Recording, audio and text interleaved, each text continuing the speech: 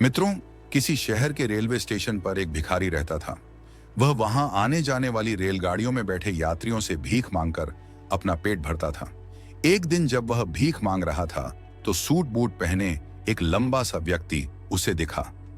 उसने सोचा कि यह व्यक्ति बहुत अमीर लगता है। उसने सोचा कि इससे भीख मांगने पर यह मुझे जरूर अच्छे पैसे देगा। भिखारी ने उस लंबे व्यक्ति से भीख मांगने लगा। भिखारी को देखकर उस लंबे व्यक्ति ने कहा, तुम हमेशा भीख ही मांगते रहते हो, क्या कभी किसी को कुछ देते भी हो? भिखारी बोला, साहब मैं तो पहले से ही भिखारी हूं, हमेशा लोगों से मांगता ही रहता हूं। मेरी इतनी औकात कहां कि किसी को मैं कुछ दे सकूं? लंबा व्यक्ति बोला, जब किसी को तुम कुछ दे नहीं सकते तो तुम्हें मांगने का भी कोई हक नहीं है। मित्रों, अमीर व्यक्ति उस भिखारी से कहता है कि मैं एक व्यापारी हूं, मेरा व्यापार लेन देन में ही विश्वास करता हूं। अगर तुम्हारे पास मुझे कुछ देने को हो तभी मैं तुम्हें बदले में कुछ दे सकता हूं। इतना कहने के बाद वह अमीर व्यापारी अपने ट्रेन में बैठकर चला गया। इधर भिखारी उसकी कही गई बात के बारे में सोचने लगा। उस अमीर व्यक्ति के द्वारा कही गई बात उस भिखारी के दिल में उतर गई। वह सोचने लगा कि शायद मुझे भीख में अधिक पैसा इसीलिए नहीं मिलता क्योंकि मैं उसके बदले में किसी को कुछ भी दे नहीं पाता हूं। लेकिन मैं तो भिखारी हूं, किसी को कुछ देने लायक भी नहीं हूं। लेकिन कब तक मैं लोगों को बिना कुछ दिए केवल मांगता ही रहूंगा? बहुत सोचने के बाद उस भिखारी ने निर्णय किया कि जो भी व्यक्ति उसे भीख देगा उसके बदले में उस व्यक्ति को मैं कुछ जरूर देगा। लेकिन अब उसके दिमाग में यह प्रश्न चल रहा था कि वह खुद भिखारी है तो भीख के बदले में वह दूसरों को क्या दे सकता है? मित्रों, इस बात को सोचते हुए 2 दिन हो गए लेकिन उसे अपने प्रश्न का कोई उत्तर नहीं मिला था। तीसरे दिन जब वह स्टेशन के पास बैठा हुआ था तभी उसकी नजर कुछ रंग बिरंगे फूलों पर पड़ी जो स्टेशन के आसपास के पौधों पर खिल रहे थे। उसने सोचा, क्यों ना मैं लोगों को भीख के बदले कुछ फूल दे दिया करूं, जिससे अपना यह विचार अच्छा लगा और उसने वहां जाकर कुछ फूल तोड़ लिए। अब वह ट्रेन में भीख मांगने पहुंचा। अब जब भी कोई उसे भीख देता तो उसके बदले में वह भीख देने वाले को कुछ फूल दे देता। उन फूलों को लोग खुश होकर अपने पास रख लेते थे।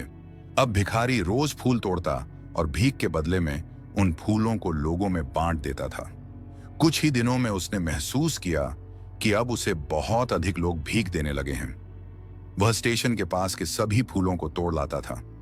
मित्रों, जब तक उसके पास फूल रहते थे तब तक उसे बहुत से लोग भीख देते थे। लेकिन जब फूल बांटते बांटते खत्म हो जाते तो उसे भीख भी नहीं मिलती थी। अब रोज ऐसा ही चलता रहा। एक दिन जब वह भीख मांग रहा था तो उसने देखा कि वही लंबा व्यक्ति ट्रेन में बैठा है जिसकी वजह से उसे भीख के बदले फूल देने की प्रेरणा मिली थी। वह तुरंत उस व्यक्ति के पास पहुंच गया और भीख मांगते हुए बोला, आज मेरे पास आपको देने के लिए कुछ फूल है, आप मुझे भीख दीजिए तो बदले में मैं आपको कुछ फूल दूंगा। उस लंबे व्यक्ति ने उसे भीख के रूप में कुछ पैसे दे दिए और भिखारी ने कुछ फूल उसे दे दिए। उस लंबे व्यक्ति को बात बहुत पसंद आई। वह बोला, वाह क्या बात है, आज तुम भी मेरी तरह एक व्यापारी बन गए हो। इतना कहकर फूल लेकर वह लंबा व्यक्ति अपने स्टेशन पर उतर गया। लेकिन उस लंबे व्यक्ति द्वारा कही गई बात एक बार फिर से उस भिखारी के दिल में उतर गई। वह बार बार उस लंबे व्यक्ति के द्वारा कही गई बात के बारे में सोचने लगा और बहुत खुश होने लगा। उसकी आंखें अब चमकने लगी। उसे लगने लगा कि अब उसके हाथ सफलता की वह चाबी लग गई है जिसके द्वारा वह अपने जीवन को बदल सकता है। वह तुरंत ट्रेन से नीचे उतरा और उत्साहित होकर बहुत तेज आवाज में ऊपर आसमान की तरफ देखकर बोला, मैं भिखारी नहीं हूं, मैं तो एक व्यापारी हूं, मैं भी अमीर बन सकता हूं। लोगों ने उसे देखा तो सोचा कि शायद यह भिखारी पागल हो गया है और अगले दिन से वह भिखारी उस स्टेशन पर फिर कभी नहीं दिखा। लेकिन 6 महीने बाद इसी स्टेशन पर 2 व्यक्ति सूट बूट पहने हुए यात्रा कर रहे थे।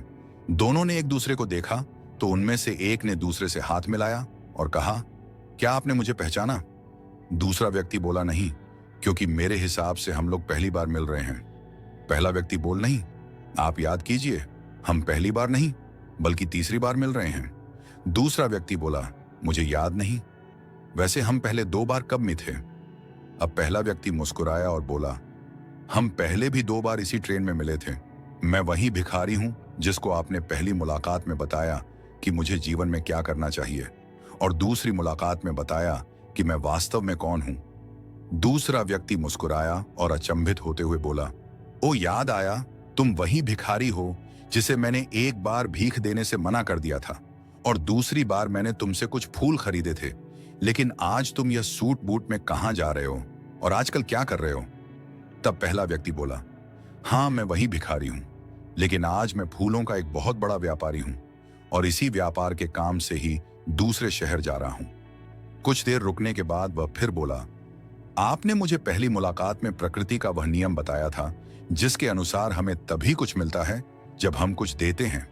लेन देन का यह नियम वास्तव में काम करता है।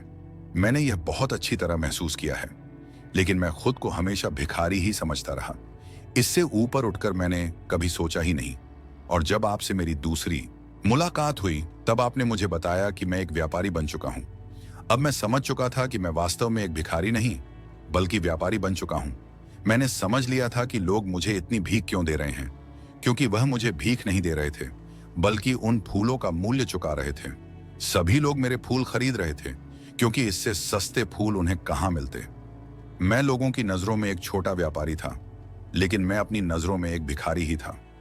आपके बताने पर मुझे समझ आ गया कि मैं एक छोटा व्यापारी हूं। मैंने ट्रेन में फूल बांटने से जो पैसे इकट्ठे किए थे उनसे बहुत से फूल खरीदे और फूलों का व्यापारी बन गया। यहाँ के लोगों को फूल बहुत पसंद है और उनकी इसी पसंद ने मुझे आज फूलों का बहुत बड़ा व्यापारी बना दिया। दोनों व्यापारी अब खुश थे और स्टेशन आने पर साथ उतरे और अपने अपने व्यापार की बात करते हुए आगे बढ़ गए। दोस्तों, इस कहानी से हमें बहुत कुछ सीखने को मिलता है। कहानी में लंबा व्यापारी गिव एंड टेक के नियम को बहुत अच्छी तरह जानता था। दुनिया के सभी बड़े व्यापारी इसी जीवन के नियम का उपयोग करके सफल हुए हैं। इस फार्मूले को उसने भिखारी को भी बताया। भिखारी ने इस प्राकृत नियम को अपना लिया और इसका असर उसके जीवन में साफ दिखाई देने लगा। उसने अपनी सोच बदली और उसकी जिंदगी बदल गई। यह कहानी हमें बताती है कि हम यदि अपनी सोच बदल लें तो कुछ भी हासिल किया जा सकता है। यदि हम खुद को छोटा समझते रहेंगे तो हम हमेशा छोटे ही बने रहेंगे। बड़ा बनने के लिए हमें अपनी सोच को बदलना होगा और खुद के बारे में बड़ा सोचना होगा। कहानी का सार यह है कि सफलता आपकी सोच में छुपी होती है। खुद का आत्मसम्मान जगाएं, अपनी सोच को बड़ा बनाइए और देखिए कैसे आप सफलता के शिखर पर पहुंच जाते हैं। मित्रों, हमारे इस ज्ञानवर्धक चैनल से आप सब ने कुछ सीखा है तो हमारे इस चैनल को सब्सक्राइब जरूर करिएगा और कमेंट में जय श्री कृष्णा जरूर लिखिएगा।